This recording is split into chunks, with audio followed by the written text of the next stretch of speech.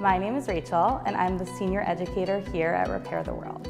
My role at Repair is to educate a whole generation of children and families to be more empathetic and compassionate in the way they relate to their communities. On any given day, I go from working with young children and facilitating service learning with them to leading parent education programs, to facilitating service learning and programming for teens, to working directly with our fellows in Brooklyn and Harlem, to addressing pressing community needs around education and food justice issues. Rachel is a pioneer in education. She's really able to connect to kids and to ask them really deep questions about what matters to them, what's important to them in the world, and what the changes that they want to make in the world.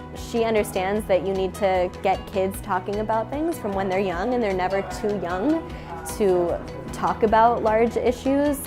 What I love about educating children about social justice is bridging understandings that kids are having and questions that kids are asking with what Jewish faith teaches and offers as explanations to them. By creating these service opportunities, she's really giving kids and their parents a way to contribute to their community, to feel like they're not just talking about the issues, but they're actually showing up to make a difference. We aren't sitting in front of a classroom, we aren't sitting down to learn. We're out on farms, we're hands in the dirt, we're hands in the food, we're cooking, we're actively engaging, and then we're learning.